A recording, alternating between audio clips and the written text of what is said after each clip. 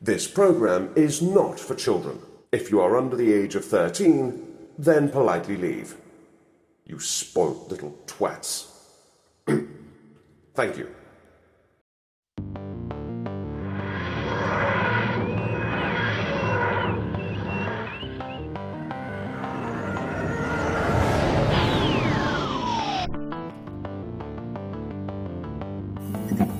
From the deepest, darkest recesses of Dangerous Nerds headquarters, Keith Moncrief and Gerry Cassell.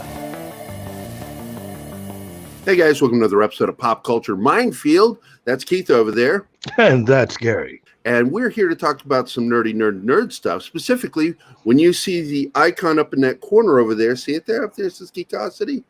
It means we're going to be discussing... It's a Mikey Sutton News Alert. Fresh. Yeah, baby. Yeah, we're going to be talking about some Mikey Sutton. And when we do discuss Mikey Sutton, we also have to say... Just remember that Pop Culture Minefield, when it's discussing rumors, are just rumors. You have to take them with a grain of salt. Yeah. That's what that guy said. Yeah. So let's see. The ticker's going to go below, and it's going to tell us what we're going to talk about. Let's see what we're going to talk about. Mikey Sutton, Geekosity Scoop, Grant Gustin, Smallville, Veterans might cameo in Flash film. Oh my God. Mm-hmm. So let's pull that sucker on up. Boom, baby. So basically, Mikey Sutton has learned, let's read along. When Ezra Miller met Grant Gustin in The Flash during the Crisis on Infinite Earths crossover on the CW, it was the first time the DCEU acknowledged its television counterpart, the Arrowverse, under the supervision of producer Greg Berlanti. Apparently, it was only the beginning. According to insider sources, the Flash will meet the Flash again, but he might not be alone. This is getting juicy. Welcome to the multiverse. A reunion between Miller and Gustin is being discussed for the Flash film. But the Flash movie will function as a love letter to DC Comics, like a kindred spirit to Berlanti's small screen adaptation of Crisis on or of Infinite Earths. Talks have included reeling in other characters from other characters from the CW, past and present, such as Stargirl and even Tom Welling and Kristen Crook from Smallville. Much of this will be in the form of cameos as Miller swiftly flashes from one parallel Earth to another. And there's some good pictures of those two adorable people. Yeah. And a source added that DC will pull off what Marvel Studios did not with the Infinity War and Endgame. As beloved as they became, there will still be a large number of fans who longed to have seen the MCU's TV population, like the Defenders, Netflix, and the Agents of S.H.I.E.L.D. on ABC, at least briefly appear. It's not intentional, but it can be seen as a subtle jab at the MCU. What they didn't do, the source explained. The Arrowverse will not play a large role in the movie, however. It will be acknowledged. Welling is not expected to wear his Superman costume should he be included, added the source. The Titans from HBO Max are also under serious consideration to appear. While this is beginning to sound excessive, the film won't be Warner Bros. It is simply showing off their peacock feathers and not trying to overstuff the turkey. And that's from Mikey. And of course, just as a little tidbit of an extra thing he added in a private message, he said Welling hasn't been approached yet, but they do want him in the costume. They feel he will say no, but hey, money is it's important. So they're going to probably throw a lot of money at Welling. So what do you think, man? What do you think of all this? You know, while this is really cool, if they really wanted to be impressive, they would go outside of the Berlanti verse and include a lot of the other characters and shows. It'd be great if we could also look forward to having the cast of Krypton, the cast of Preacher, the cast of even Lucifer, and the original cast of the Constantine non-CW Constantine. Right. That would be fantastic. Oh, and iZombie, because all of those are programs too. But for whatever reason, they seem to be on the Berlanti hype train, which again, I give the man some credit for getting stuff made, but overall, content-wise, half of the stuff that he puts out there for every single thing that he does is about useless, in my opinion, and doesn't hold up upon further scrutiny. And again, I'm not trying to be that guy. I'm just saying overall, if Greg Berlanti really is the kind of comic book fan that he claims to be, that he represents himself to be, which you and I both have extreme doubts on that. Yeah, it's doubtful. I'm pretty sure he is a fan of The Flash, okay? That's the only thing that separates that show from everything else that he does.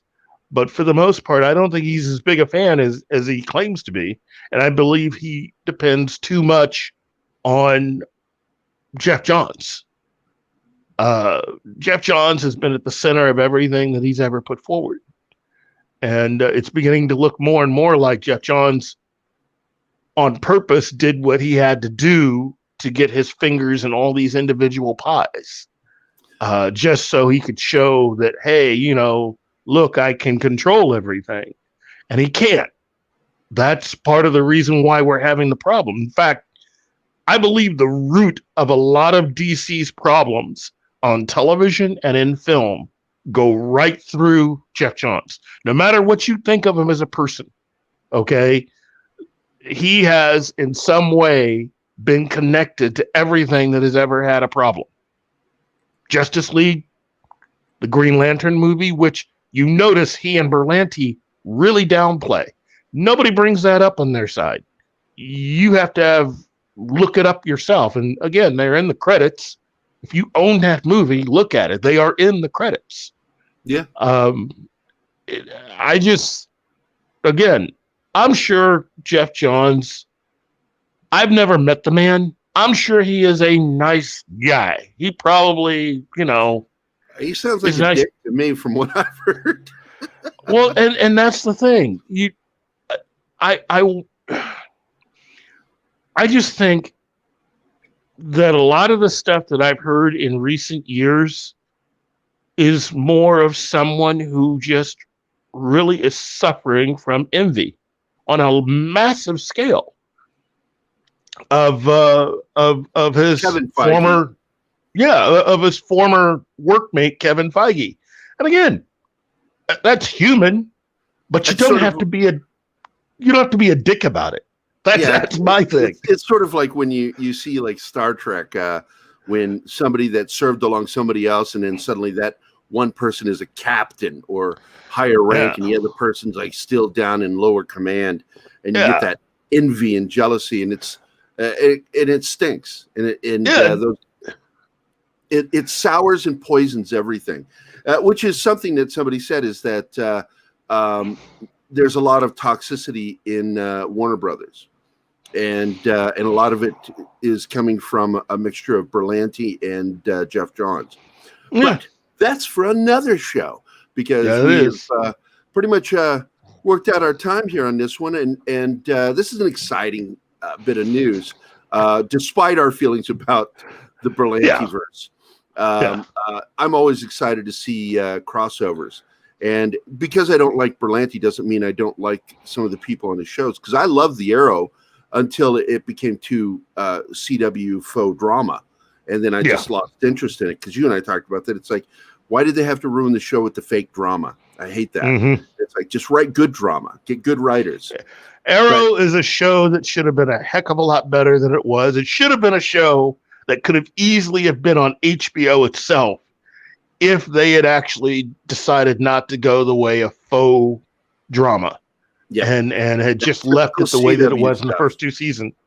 Yeah, the first two seasons of Arrow are perfect, and I don't think any of the other shows has ever approached how perfect the first 2 seasons of Arrow are.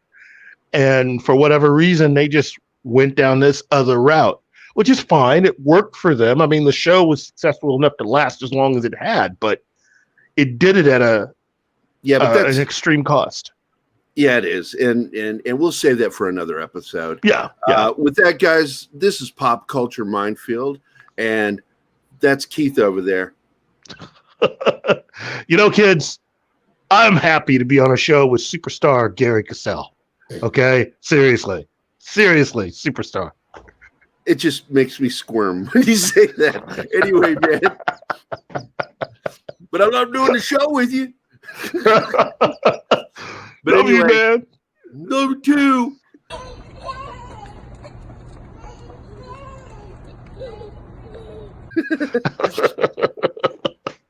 And this is Pop Culture Minefield. We're out of here. Get off our lawns. Hey guys, thanks for watching Pop Culture Minefield. If you've enjoyed the show, please remember to like and subscribe, and don't forget to hit the bell icon. Remember, you can find us at Pop Culture Minefield on both Facebook and Instagram. Thank you again.